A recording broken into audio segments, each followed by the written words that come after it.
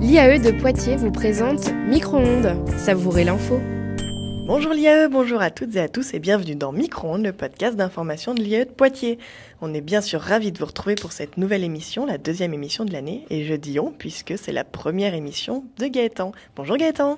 Bonjour Hélène, bonjour à tous, bonjour à toutes. Alors, qu'est-ce qu'on retrouve dans le sommaire Gaëtan ? Nous commençons avec les informations bouillantes et le Net Sport. Ensuite, le plat du jour, où je me suis rendu en immersion au week-end d'intégration. Hélène interrogera Camille Allouin sur la présence des IAE sur Twitter, dans la bonne recette. Puis nous nous intéresserons aux événements empreintes, dans Qu'est-ce qui se mijote à Poitiers. Et pour conclure, votre rubrique préférée, les interviews surprises, où nous sommes rendus au goûter organisé par le BDE sur l'échange d'expériences de stage. On commence tout de suite avec les infos bouillantes et la nouvelle division du BDE, le Net Sport. Alors c'est une division qui a été créée cette année pour que les étudiants puissent plus facilement faire du sport. Ils vont organiser des compétitions tout au long de l'année. Ils ont déjà organisé une séance de footing et bientôt un tournoi de futsal qui sera organisé le 16 octobre dès 22h. Si vous voulez leur poser des questions ou alors leur proposer peut-être des idées de compétitions sportives, n'hésitez pas à les contacter sur leur page Facebook. Et la deuxième info bouillante, il s'agit du premier événement du jardin électrique qui se déroulera le jeudi 17 octobre à 22h au Météo, le bar culturel du TAP.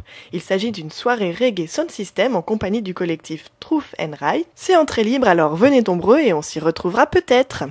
Et tout de suite, le plat du jour où je me suis infiltré au sein du Way afin de recueillir vos témoignages et ceux de l'organisation. On écoute ça tout de suite.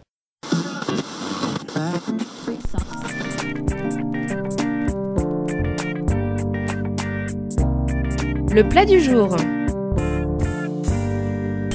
Bonjour Quentin, tu es avec nous aujourd'hui pour nous parler du week-end d'intégration. Pourquoi vous avez choisi ce thème ? Alors, on a choisi donc plus particulièrement deux thèmes. Un thème pour les équipes donc qui est basé sur les stéréotypes et un thème pour après les épreuves qui sont donc les 12 travaux de Night Store. L'idée, c'était vraiment de pouvoir confronter les équipes et de s'affronter pour créer une cohésion et rassembler les étudiants autour donc du week-end d'inté. Rassembler les étudiants, et d'ailleurs ils sont combien ? Alors, ils sont au total 160 étudiants des différentes filières, donc toutes confondues, ce qui est d'ailleurs très très appréciable cette année.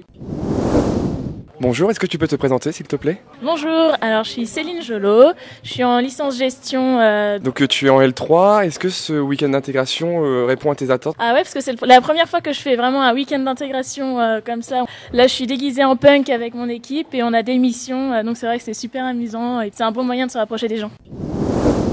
Bonjour à tous, en quoi vous êtes déguisés ? En français ! Un petit cri de guerre pour moi s'il vous plaît ? Allons enfants de la patrie, le jour de gloire est arrivé. Alors Gaëtan, cette immersion au sein du Y, pas trop difficile ? Je pense que je me suis parfaitement fondu dans la masse. Et vous alors, vous êtes bien intégrés à ce week-end d'intégration ? Si vous voulez nous en faire part, n'hésitez pas à venir sur notre page Facebook de Micro-ondes et on échangera à ce sujet, enfin surtout Gaëtan puisqu'il l'a vécu de l'intérieur. Et tout de suite, nous enchaînons avec la bonne recette. Mais Hélène, c'est quoi la bonne recette aujourd'hui ? Eh bien, Gaëtan, et vous tous, chers auditeurs, je suis allée recueillir les propos de Camille Allouin, un enseignant-chercheur de l'IAE, sur la présence des IAE sur Twitter. Je vous laisse écouter ses propos.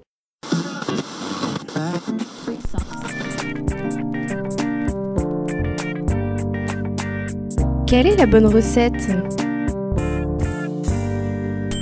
Bonjour Monsieur Allouin. Alors si on est là aujourd'hui, c'est parce qu'il y a un article qui est paru récemment sur le site de l'étudiant qui traitait donc du sujet pourquoi suivent les IAE sur Twitter. Alors tout d'abord, pourquoi est-ce qu'un IAE devrait être présent sur Twitter selon vous ? Alors moi ce que j'aime bien c'est répondre la même chose à tout type d'organisation. Déjà il n'y a pas une obligation pour moi d'être présent sur Twitter, surtout si c'est pour rien y faire de particulier. Ensuite je pense que quand même l'IAE aurait des avantages à être sur Twitter, déjà d'un aspect un peu on va dire compétitif par rapport aux autres IAE qui sont présents. Après je pense que c'est aussi au niveau des étudiants. Il serait intéressant de faire une étude sur les étudiants de l'IAE présents sur Twitter. J'ai pas une grande idée, en tout cas, je sais, par rapport aux promotions que j'ai eues actuellement en cours, qu'il y a de nombreux étudiants, voire même quasiment pour la plupart une majorité, qui ont un compte Twitter. C'est aussi le moyen de s'appuyer justement sur ces étudiants présents sur Twitter pour diffuser de manière virale des informations. D'accord, et du coup, pourquoi est-ce qu'on irait suivre un IAE qui est présent sur Twitter ? C'est une très bonne question. Pourquoi suit-on les autres sur Twitter ? Alors, moi, j'aurais tendance à dire, mais peut-être je me trompe, mais en tout cas, de mes propres analyses sur Twitter, c'est que au final, on suit un compte Twitter principalement pour s'informer. concernés, mais aussi comme un moyen de contact plus direct. Donc à la fois un moyen de connaître les activités de l'IAE et aussi de pouvoir interpeller l'IAE de Poitiers en ligne. D'accord, et justement, puisqu'on parle de l'IAE de Poitiers, donc sur cet article, on remarque que l'IAE de Poitiers est un petit peu à la traîne, si on peut dire, puisque en termes de nombre d'abonnés, donc il est à 226, il est 12e sur 15 IAE présents sur Twitter. Et en termes de tweets, il est à 74 contre 4405 pour l'IAE de Paris, par exemple. Est-ce que vous aurez des conseils ou une analyse sur cette situation? Alors moi je pense qu'il ne faut pas aborder ça en termes de chiffres pour les chiffres, puisque c'est toujours la compétition de qui a la plus grande influence.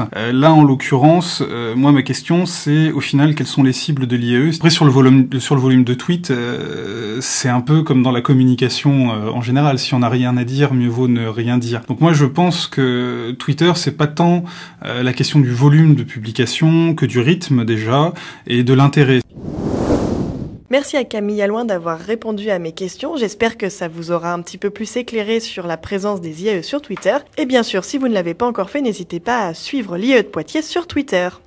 On continue tout de suite avec la rubrique Qu'est-ce qui se mijote à Poitiers où Gaëtan et moi-même avons fait un petit caprice de chroniqueur. Est-ce que tu peux expliquer à nos auditeurs, Gaëtan? Et oui, dans ce petit caprice, nous sommes intéressés uniquement aux événements empreints de ces 2 dernières semaines, à savoir le vernissage de l'exposition à demi-teinte que vous pouvez voir jusqu'au 31 octobre dans les couloirs de l'IAE et le concert de Pulsation Pictave 2 qui s'est déroulé place du Marché. Avec Hélène, nous nous sommes rendus à ces 2 événements. Voici les témoignages que nous avons recueillis.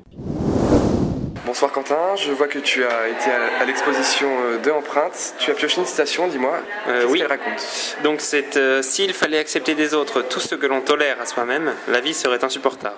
C'est Bernard Leblanc-Almos. Tu pensais à quoi toi? Bah moi personnellement ça m'envoie un message de tolérance. Et si tu devais résumer l'exposition dans sa globalité en un mot, ce serait lequel? Ouverte. Bonjour Elisabeth Blanchard, donc vous êtes sculptrice. Est-ce que vous pouvez nous en dire plus sur votre travail en général? Oui, mais la sculpture est un pôle important, mais je fais aussi la peinture et de la gravure. Et là, le totem humanité est en fait un rêve un peu utopique, mais que les différentes couleurs de peau peuvent ne faire qu'un seul arbre solide. Alors je suis en direct de Pulsation Pictave 2 avec le groupe Colors in the Street. Alors pour ceux qui ne vous connaîtraient pas encore, est-ce que vous pouvez présenter un petit peu votre groupe?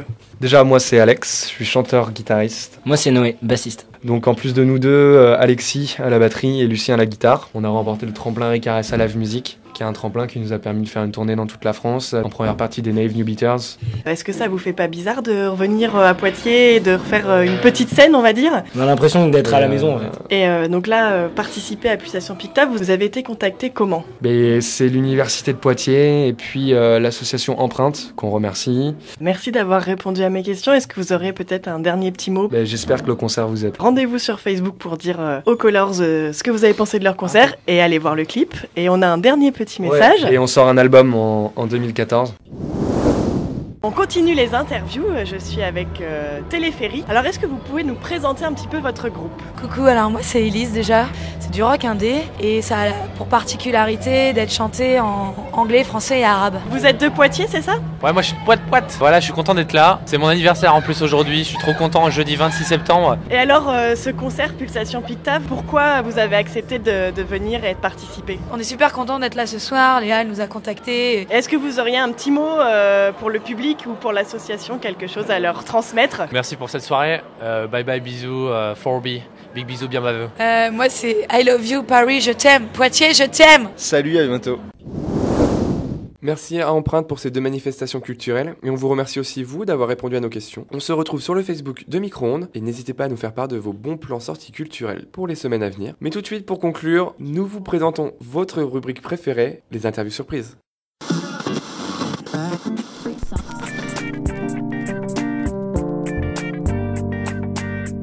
Interview surprise. Bonjour, est-ce que tu peux te présenter? Bonjour, je m'appelle Maxime, je suis en M1 marketing. Je vois que le Danemark et la Suède n'ont pas beaucoup de succès, comment expliques-tu cela? Ma foi, je pense que les gens sont pas assez originaux. Mais est-ce qu'au moins le goûter était bon? À vrai dire, bon, mais petite quantité. C'est des radins en B2? Non, je pense que beaucoup de gens sont venus uniquement pour le goûter.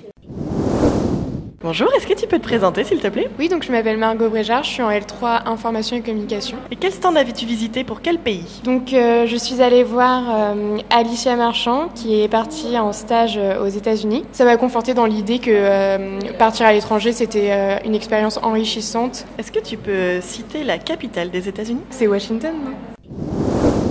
Et merci encore à tous ces étudiants qui ont bien voulu répondre à nos questions parfois un petit peu pièges. Si vous aussi vous êtes rendus à cet événement organisé par le BDE et que vous souhaitez échanger sur vos expériences de stage, n'hésitez pas là encore à vous rendre sur la page de Micro-ondes. On sera ravis d'échanger avec vous sur ces sujets. Et voilà, Micro-ondes, c'est déjà terminé, mais avec Gaëtan, on vous retrouve dans 2 semaines plus en forme que jamais. Alors notez-le bien dans vos agendas. Je vous dis donc à très bientôt sur Micro-ondes. Savourez l'info.